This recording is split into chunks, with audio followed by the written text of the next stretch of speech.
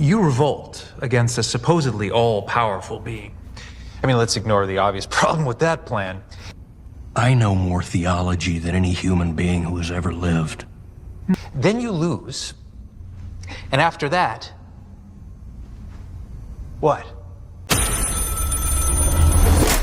Oh?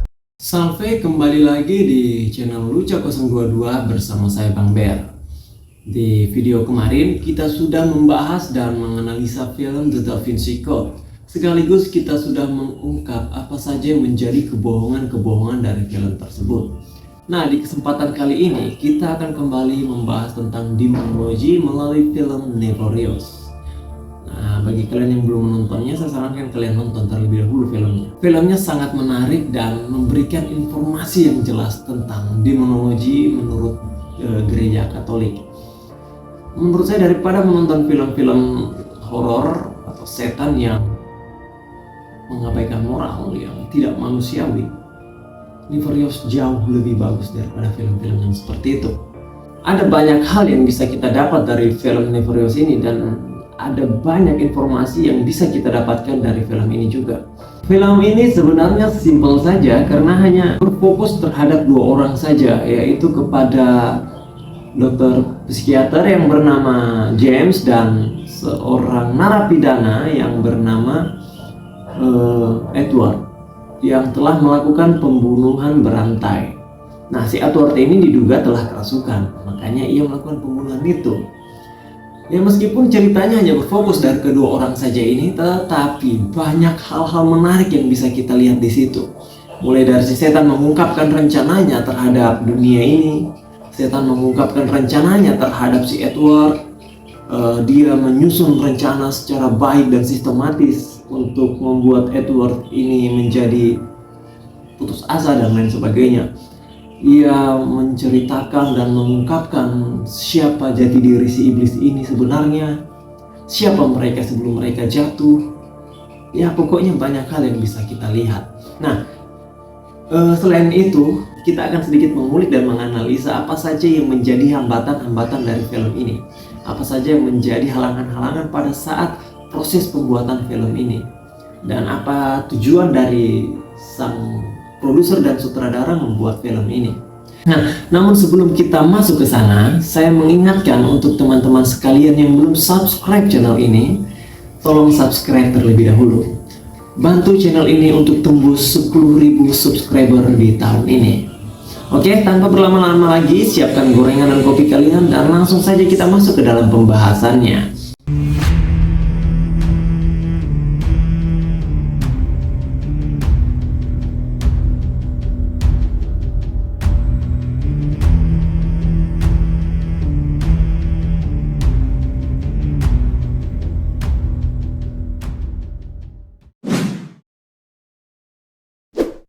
Sutradara Nefarious, Kerry Selman dan Scott Zelman percaya kalau Tuhan menggunakan film yang mereka buat tentang kerasukan setan untuk menyajikan sebuah kebenaran tentang apa yang ada di balik meningkatnya kegelapan dalam politik dan juga masyarakat. Kedua pembuat film tersebut, yang juga membuat film pro kehidupan Unplanet, berdiskusi dengan Fox News Digital bagaimana film buatan mereka, Nefarious, menyoroti rencana setan untuk merusak umat manusia, sekaligus membuat mereka percaya bahwa dengan film yang mereka buat akan berdampak positif bagi banyak orang.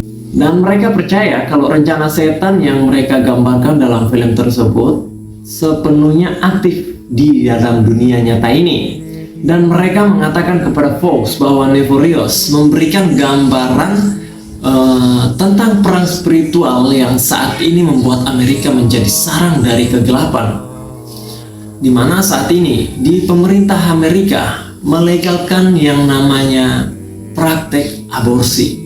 Nah, ini sangat menarik. Kenapa bisa aborsi ini menjadi salah satu rancangan atau rencana setan yang sangat sistematis itu?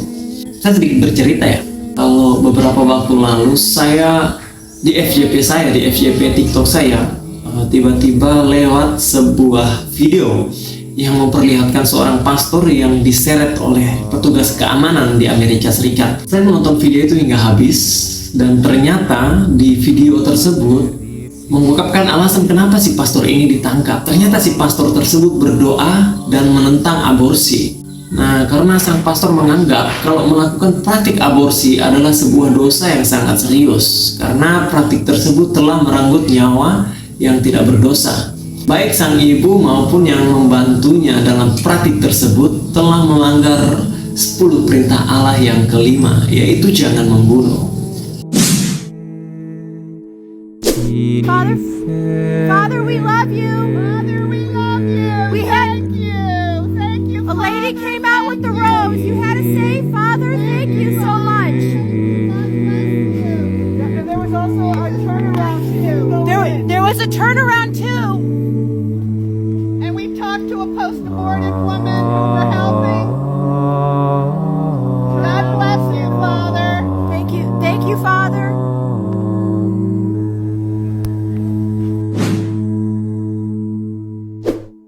Nah, kembali ke film Nefarious.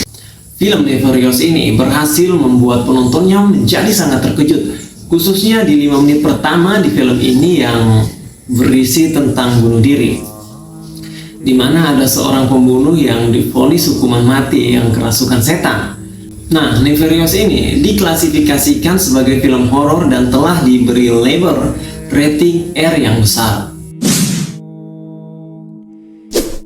Nah, di awal film ini itu berkisah tentang seorang pembunuh berantai terkenal yang telah dijatuhi hukuman mati. Tapi sebelum waktu eksekusinya itu tiba, narapidana ini diinterogasi oleh seorang psikolog sosial di penjara untuk memastikan apakah si terdakwa Edward ini sehat secara psikologis sehingga melakukan pembunuhan tersebut dengan sadar, atau si terdakwa Edward ini mengalami gangguan jiwa sehingga melakukan pembunuhan keji itu dengan tidak sadar. Namun pengakuan Edward ini cukup mengejutkan sang psikiater ini. Edward menjelaskan kalau dia sebenarnya adalah iblis yang bernama Nefarious yang telah merasuki tubuh manusia dan melakukan kejahatan di dunia, dan salah satu korbannya ini adalah Edward. Nah, sementara si psikiater adalah seorang ateis yang taat dan skeptis terhadap hal-hal yang berbau supernatural, sampai-sampai menganggap semua pernyataan Edward itu sangat tidak masuk akal. Tetapi uniknya, si iblis Nefarious ini mulai menjelaskan secara deskriptif rencana para iblis untuk melawan Tuhan kepada James. Nah, rupanya si iblis Nefarious ini sedang merencanakan sesuatu untuk si James ini, dan rencananya tentu saja adalah sebuah rencana kehancuran. Kalau kita masuk lebih dalam lagi, sebenarnya film ini lebih dari sekedar percakapan antara orang yang kerasukan dan psikiater ateis. Bagi saya film ini adalah sebuah peringatan bagi para penontonnya, seperti kata sang produser Salomon yang memberikan suatu ungkapan saat wawancara mengenai film ini. Di wawancara tersebut ia mengatakan kalau dirinya ingin memberitahu semua orang bahwa ada pertempuran yang terjadi untuk jiwa manusia, dan banyak orang yang tidak menyadari kalau setiap manusia di dunia ini sedang berada dalam sebuah pertempuran. Dan perlahan tapi pasti, jika manusia enggan membuka hati mereka kepada kebenaran Kristus dan gerejanya, secara perlahan mereka akan ditarik ke dalam kegelapan. Nah, setelah itu Salomon dan Konselman menerangkan kalau tujuan film Nefarious ini dibuat itu adalah untuk menyampaikan pesan Yesus Kristus kepada orang-orang yang tidak percaya, atau mungkin yang percaya tapi suam-suam kuku. Nah, ada sesuatu yang menarik yang diungkapkan oleh Salomon di sini. Kalau kita lihat poster di film Nefarious ini, itu berbentuk kuda Trojan. Nah, ternyata itu sengaja dirancang untuk menarik para penonton dan penggemar film horor yang rata-rata isi kepala mereka sudah rusak akibat adegan-adegan mengerikan dan perasaan traumatis yang didapat dari menonton film horor dengan adegan yang tidak manusiawi. Menurut Salomo, mereka adalah orang-orang yang perlu menonton film Nefarious ini. Mereka perlu tahu kebenaran yang sebenarnya.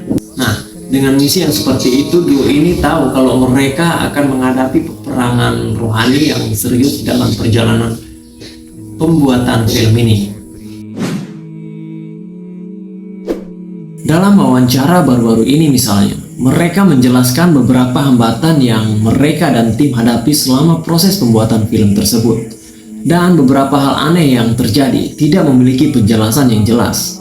Contoh kasus yang terjadi pada saat pembuatan film seperti mereka mulai mengalami gangguan-gangguan dari roh jahat saat pembuatan film tersebut. Setelah itu ada berbagai kecelakaan mobil dan serangan-serangan yang membuat masalah kesehatan yang serius tetapi sangat misterius. Nah, anehnya soal masalah kesehatan ini saat dicek oleh pihak medis ternyata tidak terjadi apa-apa. Sampai-sampai para produser pun terpaksa harus meminta bantuan dari seorang imam eksorsis untuk mendampingi pembuatan film tersebut. Dan benar saja, saat didampingi oleh pastor eksorsis, gangguan-gangguan yang mereka hadapi selama pembuatan sebelumnya tiba-tiba saja menjadi hilang. Aneh kan? Dan tidak sampai di situ saja. Saat film ini sudah jadi dan siap untuk ditayangkan, tiba-tiba alarm peringatan kebakaran di bioskop-bioskop tempat film ini ditayangkan tiba-tiba berbunyi sendiri. Dan anehnya lagi, bukan hanya di satu tempat saja, tapi di seluruh bioskop tempat film ini ditayangkan perdana. Ya seolah-olah kalau si setan ini seperti tidak ingin kalau film Nefarious ini tayang, karena takut mungkin ya. Takut kalau rencana jahatnya terbongkar dan diketahui oleh banyak orang. Tetapi ya tetap saja, kalau Tuhan sudah berkehendak, tidak ada satupun makhluk di alam semesta yang bisa menghalangi. Seperti film ini, meskipun banyak insiden yang terjadi, namun Nefarious telah memiliki rating 96% di Rotten Tomatoes dan telah mendapat kesuksesan besar, meskipun hanya ditayangkan di 933 bioskop di seluruh dunia. Tak disangka, banyak orang merespon baik tentang film ini. Banyak yang berpendapat kalau film ini seperti cahaya di ujung goa. Karena saat orang-orang tenggelam dalam keputusasaan, banyak orang yang mulai tersesat dan hampir tidak mempercayai keberadaan Tuhan. Dan bahkan ketika banyak film-film horor yang tayang dengan mengabaikan nilai-nilai moral, yang hanya memperdulikan jump scare-nya, yang hanya memperdulikan adegan-adegan ngerinya saja, film-film yang hanya memperdulikan wujud-wujud setan yang mengerikan. Bahkan ada tayangan-tayangan atau suguhan di sebuah film horor yang sangat brutal dan bahkan tidak manusiawi menurut saya. Nah, di tengah tantangan-tantangan itu, film Nefarious ini berani hadir dengan membawa sebuah kebenaran. Dan apa yang telah kita lihat sejauh ini sejak film ini ditayangkan di bioskop adalah kegelapan yang ada saat ini adalah benar-benar nyata adanya. Dan itulah musuh sejati manusia sebenarnya. Seperti yang Rasul Paulus tuliskan, sebab perjuangan kita bukanlah melawan darah dan daging, tetapi melawan pemerintah-pemerintah, melawan penguasa-penguasa, melawan penguasa-penguasa kosmis yang menguasai kegelapan ini, melawan roh-roh jahat di udara. Efesus pasal 6 ayat 12. Ya, berbeda dengan film horor yang pernah saya tonton, yang hanya fokus terhadap jumpscare seperti yang saya katakan tadi, yang hanya fokus dengan kengeriannya saja. Yang penting seram saja, itu aja. Yang penting seram, yang penting ngeri, yang penting banyak adegan-adegan yang mengagetkan, yang penting banyak adegan-adegan yang membuat orang ini bisa merasakan sensasi yang sangat luar biasa, sensasi mengerikan yang sangat luar biasa. Bisa saja mengalami trauma atau apa setelah menonton. Banyak seperti film-film psikopat ya misalnya, film-film yang benar-benar mengabaikan moral itu. Beda dengan film Nefarious ini. Saat pertama kali nonton film ini saja, tepatnya di adegan di mana sang iblis mengungkapkan rencana jahatnya untuk manusia. Di adegan tersebut memberikan sebuah gambaran singkat kalau setan di dunia nyata telah menggoda manusia untuk merasionalisasikan pembunuhan anak-anak dan tindakan merusak diri lainnya sambil menipu diri mereka sendiri bahwa mereka telah mencapai suatu kebebasan. Padahal itu adalah tipu daya dari si iblis yang membuat manusia seolah-olah kita ini bebas merasakan yang namanya kebebasan yang sejati. Seolah-olah membuat kita tidak terikat dengan apa-apa. Seperti yang sudah saya jelaskan di video-video saya sebelumnya, kalau si setan ini melakukan rencananya dengan berbagai macam cara, dan caranya itu bisa berbeda-beda. Dan si setan ini biasanya menyesuaikan dengan budaya-budaya setempat. Contohnya, di luar negeri tidak ada yang mengenal pocong, tidak ada yang mengenal genderuwo, tidak ada yang mengenal kuntilanak dan sejenisnya. Karena kebudayaan di luar negeri berbeda dengan kebudayaan yang ada di Indonesia. Nah, bedanya itu di sini. Misalnya ya, di barat memiliki budaya yang berbeda dengan Indonesia. Misalnya saja, di barat itu notabene orang-orangnya memiliki pola pikir yang sangat kritis. Jadi iblis menitik beratkan godaannya ke hal-hal yang terdengar rasional. Seperti misalnya pengguguran bayi ya. Si setan menggoda manusia untuk melakukan aborsi misalnya. Kira-kira setan akan menggoda seperti ini. Ini tubuhmu, jadi kamu berhak melakukan apa saja terhadap tubuhmu. Dan tidak ada yang bisa melarangmu. Kamu bebas melakukan apa saja untuk tubuhmu ini. Itu kan terdengar rasional, tetapi sebenarnya menyesatkan. Jadi orang akan merasakan, oh iya ini adalah diri saya, jadi kenapa saya harus tunduk dengan sesuatu misalnya. Kenapa saya harus tunduk terhadap sesuatu yang bisa mengikat saya. Ini adalah tubuh saya dan ini adalah hak saya. Seperti di film Nefarious ini, kalau kita menonton, si setan ini memberitahu kepada James kalau pacarnya telah melakukan aborsi. Dan apa yang dikatakan James? Itu adalah tubuh pacarnya. Jadi, tidak ada yang berhak menghakimi dia. Dia mau melakukan apa saja terhadap tubuhnya, itu hak-haknya dia. Meskipun James sendiri, ia tidak bisa melarang pacarnya untuk melakukan pengguguran bayi itu. Ini kan terdengar rasional, tetapi sebenarnya yang kita lakukan itu sama dengan pembunuhan, bukan lagi sama, tetapi adalah pembunuhan. Kita membunuh benih bayi yang ada di dalam kandungan sang ibu itu.